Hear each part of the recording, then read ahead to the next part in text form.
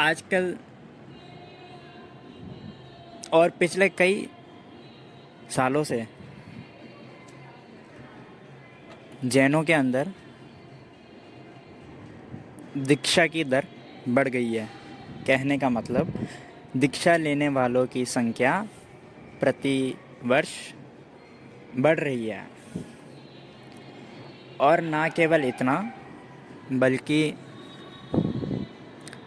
छोटी उम्र वाले बच्चे भी दीक्षा ले रहे हैं। 12 साल के बच्चे, 10 साल के बच्चे, 16 वर्ष, 18 वर्ष, और कोई वर्ष की सीमा नहीं है। 50 वर्ष में भी दीक्षा ले सकते हैं जैन धर्म में, 60 वर्ष में भी ले सकते हैं। तो उम्र की कोई सीमा नहीं है। कितनी छोटी से छोटी उम्र में भी ले सकते हैं, बड़ी से बड़ी उम्र में भी ले सकते हैं। हाँ, एक नियम होता है या एक प्रैक्टिस होती है कि अगर व्यक्ति नाबालिग है यानी 18 वर्ष से नीचे है, तो जब वो दीक्षा ले रहा होता है तो उसके पूरे माँ बाप, उसके पूरे फैमिली का, माँ बाप का कंसेंट लिया जाता है कि क्या आप कंसेंट देना चाहते हैं, क्या आप राज़ी है कि ये दीक्षा ले लें।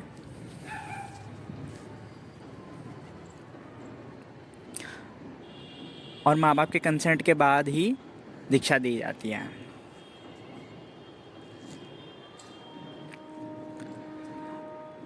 अब सवाल ये कि दीक्षा इतनी बढ़ क्यों रही है और आखिर दीक्षा क्यों?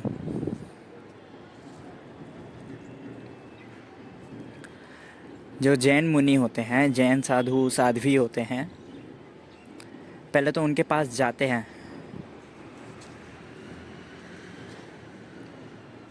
जैन लोग उनके प्रवचन सुनते हैं। फिर उनसे, उनके प्रवचनों में इतना दम होता है कि प्रभावित हो जाते हैं कुछ लोग। फिर कुछ लोग इतने प्रभावित हो जाते हैं उनके प्रवचनों से कि वो उनकी छत्र छाया में ही रहने लगते हैं। मतलब जहाँ जहाँ वो विहार करते हैं वो उनके साथ चल देते हैं। वो नंगे पाँव चलते रोड पे, वो भी उनके पीछे पीछे नंगे पाँव चल देते हैं। वो जिस भवन में ठहरता है वो भी उस भवन में ठहर जाता है 4 महीने। और ऐसे करते करते उनके साथ रहते रहते, उनकी संगत में रहते रहते, उनसे प्रवचन सुनते हैं रोज़। तो ऐसे करके पूरा प्रभावित कर देते हैं जैन साधु साध्वी मुनि जैन व्यक्ति को। और फिर उसके भीतर भाव पैदा होने लग जाता है, उठने लग जाता है दीक्षा धारण करने का। फिर वो मांग करता है साधु साध्वी या फिर जैन मुनि से कि मुझे दीक्षा का सुअवसर दीजिए, मुझे दीक्षा दिलाइए। तो एक मुहूर्त के हिसाब से सब कुछ देखने परखने के बाद उस व्यक्ति के अंदर, कि उस व्यक्ति को मोह तो हट गया ना सारा जीवन से, इस दुनिया से, भौतिक दुनिया से, और अध्यात्म जीवन में जाने के लिए तैयार है ना, ये सब पता करने के बाद ही उसे फिर दीक्षा देते हैं जैन साधु।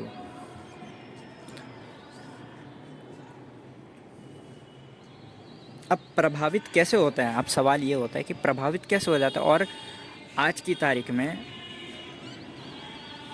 ये जो दीक्षा लेने वालों की संख्या है ये बढ़ती जा रही है।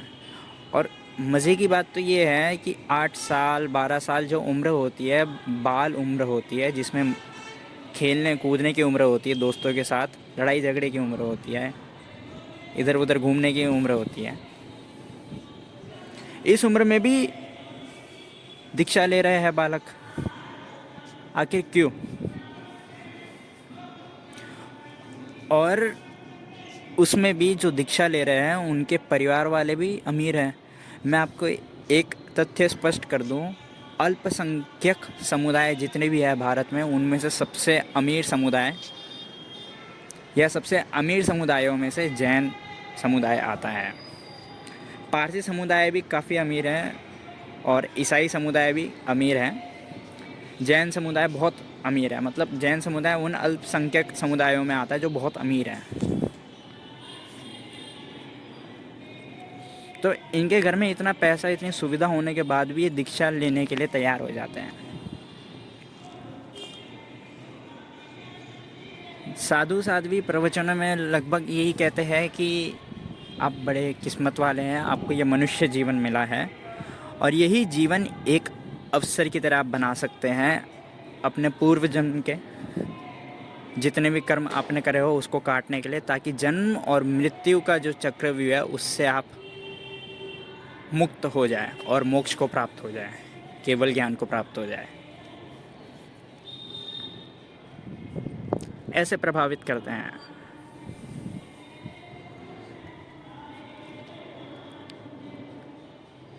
दीक्षा को संयम का जीवन भी बोलते हैं जैन धर्म में, यानी संयम यानी कंट्रोल, यानी उठने का समय आपका कंट्रोल्ड हो।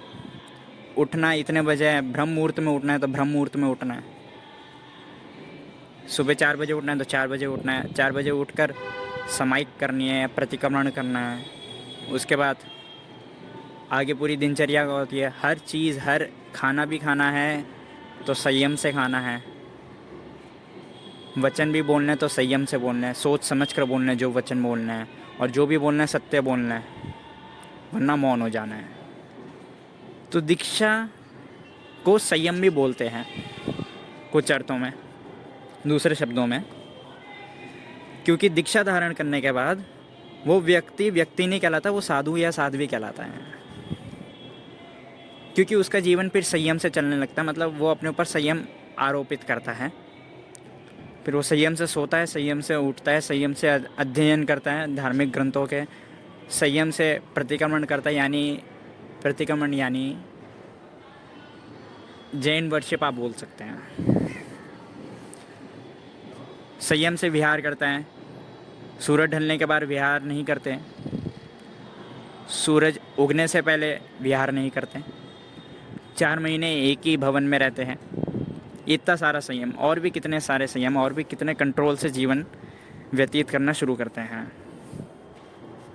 क्योंकि जैन धर्म में ये कहा जाता है कि जितना संयम से आप चलेंगे, जितना कंट्रोल्ड होकर आप जीवन व्यतीत करेंगे, उतनी ही संभावना बढ़ जाएगी मोक्ष प्राप्त करने की, केवल ज्ञान प्राप्त करने की।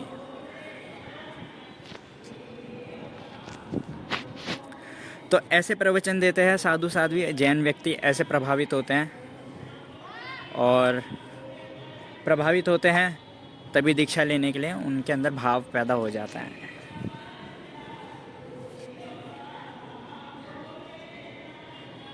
और सवाल होता है कि इतनी दर क्यों बढ़ रही है? अब दर इसलिए बढ़ रही है क्योंकि प्रभाव ज़्यादा किया जा रहा है, ज़्यादा प्रवचन बोला जा रहा है, ज़्यादा संगत में आ रहे हैं।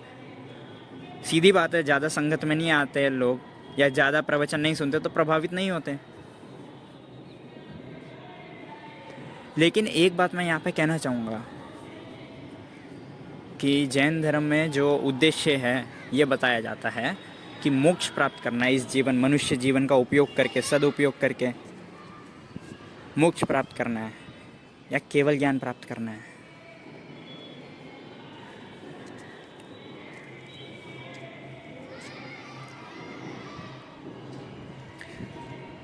मुझे कभी कभी संशय भी होता है कि ये प्रभावित कर रहे हैं, गलत प्रभाव डाल रहे हैं या सही प्रभाव डाल रहे हैं।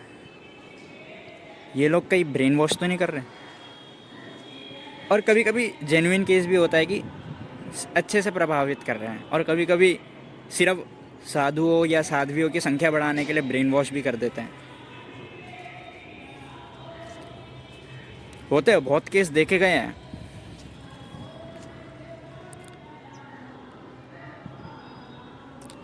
दीक्षा का जो अर्थ होता है वो होता है जीवन संयम से जीना। हर चीज़ में कंट्रोल हो, और सांसारिक जीवन जीकर भी दीक्षा वाला जीवन जिया जा सकता है। एक मिसाल मैं आपके सामने रखना चाहूँगा। कबीर को ज्ञान प्राप्त हो गया, और कबीर के भक्तों ने उनसे पूछा कि आपको ज्ञान प्राप्त हो गया तो आप फिर दीक्षा क्यों नहीं ले लेते, आप साधु क्यों नहीं बन जाते? कबीर कपड़ा बुनने का काम करते थे, उसी से उनकी दुकान चलती थी, रोज़ी रोटी चलती थी। तो कबीर बोलते थे कि जब ज्ञान प्राप्त हो ही गया, अब दीक्षा लेने की क्या ज़रूरत, साधु बनने की क्या ज़रूरत। जब संसार में रहते हुए ही, कपड़ा भूनते हुए ही मुझे कब परमात्मा प्राप्त हो गया, तो इस कपड़े को क्यों छोड़ूं, इस संसार को क्यों छोड़ूं।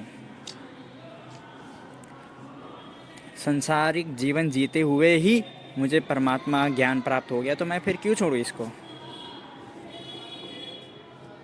कबीर कुछ अर्थों में सही कहते हैं, जिनको सांसारिक जीवन में संयम से जीना आ जाता है वो मोक्ष प्राप्त कर सकते हैं। और मैं ये भी कह देता हूँ, दीक्षा लेने के बाद, साधु साध्वी बनने के बाद ज़रूरी नहीं है कि मोक्ष प्राप्त होगा। शायद अच्छी गति प्राप्त हो सकती है अगले जन्म में, लेकिन ज़रूरी नहीं है मोक्ष प्राप्त होगा। और अच्छी गति दुर्गति में भी तकदीर हो सकती है, अगर वो साधु साध्वी बनने के बाद औरों का ब्रेन वॉश कर रहे हैं, नेगेटिवली इन्फ्लुएंस कर रहे हैं सिर्फ अपनी संख्या बढ़ाने के लिए, तो दुर्गति भी प्राप्त हो सकती है। मेरा ये वीडियो बनाने का उद्देश्य सिर्फ ये है कि आप तक मैं ये संदेश पहुंचाना चाहता हूँ कि जो संख्या बढ़ रही है दीक्षा की जैनों के अंदर, उसका मतलब ये मत समझिएगा कि धार्मिक दिन आ रहे हैं, शुभ दिन चल रहे हैं, नहीं। क्यों? क्योंकि जो प्रभाव करने वाले साधु साध्वी हैं, आप कैसे जानते हैं कि वो ब्रेन वॉश करने की इंटेंशन से, वो अपनी सिर्फ संख्या बढ़ाने की इंटेंशन से वो प्रभावित कर रहे हैं, या हकीकत में साधु साध्वी उस जैन व्यक्ति का उद्धार चाहता है, उसका भला हो ये चाहते हैं, इस उद्देश्य से प्रभावित कर रहे हैं। आप कैसे जानते हैं? अब किसके भीतर क्या चलता है ये तो हम जान नहीं सकते हैं, लेकिन इससे ये सीख ज़रूर ले सकते हैं कि दीक्षा का अर्थ क्या है वो हम समझ सकते हैं। और सांसारिक जीवन में जीते हुए भी दीक्षा का जीवन जीना ये संभव है, और सांसारिक जीवन जीते हुए भी केवल ज्ञान को प्राप्त करना ये भी संभव है, जो हमने कबीर की मिसाल से समझी। और छोटी उम्र में, यानी 10, 8, 12 वर्ष की उम्र में दीक्षा लेने वाले बालकों की संख्या बढ़ती जा रही है। मैं आपको एक बात बताता हूँ, ये मनोवैज्ञानिक बात है। एक बच्चा जन्म से लेकर 7 साल की उम्र तक उसको जो सिखाया जाए, जो पढ़ाया जाए, वो वैसा अपना जीवन बना लेता है, वैसी अपनी सोच बना लेता है। 7 साल की उम्र के बाद से लेकर 14 साल की उम्र तक वो फिर थोड़ा कठोर होने लगता है, फिर उसको इन्फ्लुएंस करना इतना आसान नहीं रहता। फिर 14 साल की उम्र के बाद और कठोर होने लगता है, फिर नहीं होता आसान उसको इन्फ्लुएंस करना। 21 साल की उम्र के बाद कठोर होने लग जाता है, एडल्ट हो जाता है, किशोर वयस्क हो जाता है, तो फिर इन्फ्लुएंस करना इतना आसान नहीं रह जाता। ये मैं आपको एक सामान्य बात बोल रहा हूँ। हो सकता है किसी के साथ ज़्यादा उम्र में हुई हो ये बात, या किसी के साथ कम उम्र में हुई हो ये बात। मैं एक आपको सामान्य बात बोल रहा हूँ। तो होता क्या है, ज़्यादातर क्या देखा जाता है कि ये जो बच्चे हैं, ये जन्म से लेकर 10 साल तक, 12 साल तक साधु साध्वी के शरण में संगत में ही रहते, तो जाहिर सी बात है इतनी छोटी बच्चे का ब्रेन वॉश करना बड़ा आसान होता है। और इतने छोटे बच्चे का ब्रेन वॉश हो ही जाएगा अगर 12-13 साल तक किसी साधु साध्वी के संग में रहेगा। यही नहीं, कोई भी छोटा बच्चा अगर मुसलमान घर में पैदा हुआ हो और उसे उठाकर अगर उसे वेद पढ़ाया जाए, गीता पढ़ाई जाए, पूजा पाठ करवाई जाए, तो हाँ, क्या 10 साल बाद, 7 साल बाद वो हिंदू जैसा हो जाएगा, हिंदू जैसी वेशभूषा पहनने लग जाएगा, हिंदू जैसे कर्मकांड करने लग जाएगा। कोई उसे देखकर कह भी नहीं सकता कि ये मुसलमान घर में पैदा हुआ है। और यही बात हिंदू घर में भी, अगर कोई हिंदू घर में बच्चा पैदा हुआ है तो उसे उठाकर मदरसा में डाल दिया जाए, 7 साल, 8 साल, 10 साल, 12, 14 साल तक उसे मदरसा में पढ़ाया जाए तो वो एकदम मुसलमान की तरह लगेगा, मुसलमान की तरह नमाज़ पढ़ेगा, मुसलमान की तरह जीवन व्यतीत करेगा। कोई उसे देखकर कह ही नहीं सकता कि ये हिंदू घर में पैदा हुआ है। तो इससे मैं आपको ये समझाना चाह रहा हूँ कि जो शुरू के साल होता है उसमें इन्फ्लुएंस करना बहुत आसान होता है बच्चे को, क्योंकि वो एकदम नया होता है, उसका चित्त एकदम नया होता है, उसके चित्त पर पहले से कुछ नहीं पढ़ाया जाता, क्योंकि तभी तो उसने जन्म लिया है। उससे पहले कौन पढ़ाएगा उसे? उससे पहले तो माँ की कोख में था। जो पहली शिक्षा होती है वो जीवन भर आपके जीवन पर प्रभाव डालती है।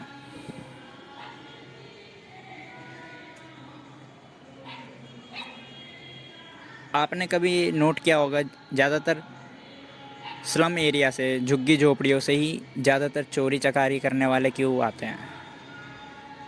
और चोरी चकारी करने वाले अमीर घरों से या फिर कोई पॉश एरिया में रहने वाले एरिया से क्यों नहीं आते हैं?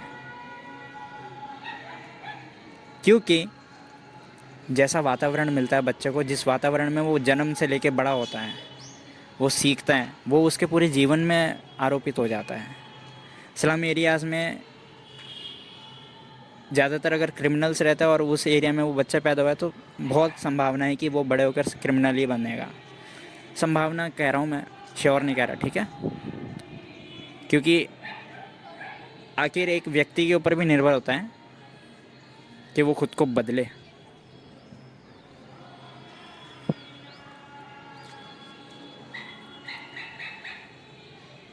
तो ये जो उम्र होती है ये प्रभावित करने के लिए होती है। इसमें अगर अच्छी शिक्षा दे दी जाए तो जीवन भर वो अच्छी शिक्षा के साथ काम करता रहेगा, बुरी शिक्षा दे दी जाए तो बुरी शिक्षा के साथ काम करता रहेगा। और इसी उम्र में जैन साधु साध्वी जैन व्यक्तियों को, बालकों को प्रभावित करते हैं, प्रवचन देते हैं, तो वो प्रभावित हो जाते हैं, उनमें भाव पैदा हो जाता है और उन्हें लगता है कि इसके भीतर से भाव पैदा हुआ है। नहीं, मेरा ये कहना है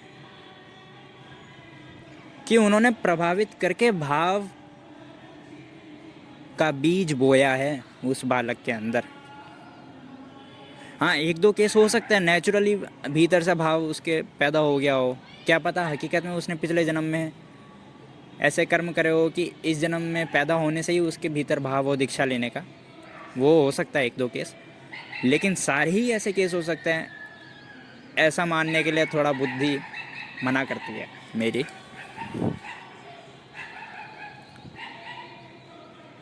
तो इतनी दीक्षाएं क्यों हो रही है जैनों के अंदर? इसका एक उत्तर तो ये कहा जा सकता है प्रभाव, और वो प्रभाव सकारात्मक प्रभाव है या नकारात्मक प्रभाव है, ये तो उस साधु साध्वी के इंटेंशन जानकर ही पता लगेगा। तो ज़्यादा खुश होने की ज़रूरत नहीं है कि जैनों में दीक्षा बढ़ रही है तो शुभ दिन चल रहा है जैनों के लिए, जैनों का भाग्य उदय हो रहा है।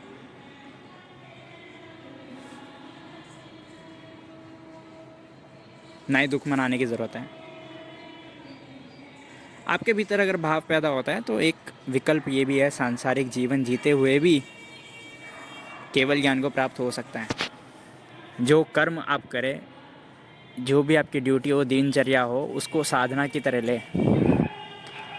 जैसा कृष्ण ने बोला है ना गीता में, निष्काम भाव से करें, यानी बस आप वो कर्म करें, भूल जाए कि उससे कोई अपेक्षा, कोई एक्सपेक्टेशन ही ना रखे कि जो मैं कर्म कर रहा हूँ इससे मुझे कुछ रिज़ल्ट मिलने वाला है। भूल जाइए रिज़ल्ट का, बस आप साधना की तरह करें उस कर्म को, बस कर्म करें, पूरा चित्त कर्म में लगा दे। इसे मैं कहता हूँ साधना, एक कर्म को साधना की तरह करना। तो आपका जो भी ड्यूटी है, आप टीचर है तो टीचिंग ही कराइए। ये एक्सपेक्टेशन मत रखिए कि मैं पढ़ा रहा हूँ तो इस स्टूडेंट से मैं ये एक्सपेक्टेशन रखता हूँ कि ये 85% प्लस लेकर आएगा एग्ज़ाम में रिज़ल्ट। ये एक्सपेक्टेशन अगर आप रखते हैं तो वो जो कर्म होता है वो साधना नहीं हो जाती, वो कर्म बंधन में बन जाता है। और अगर कर्म बंधन से मुक्त होना है तो जो भी आप कर्म करें वो निष्काम होकर करें। Without any expectation.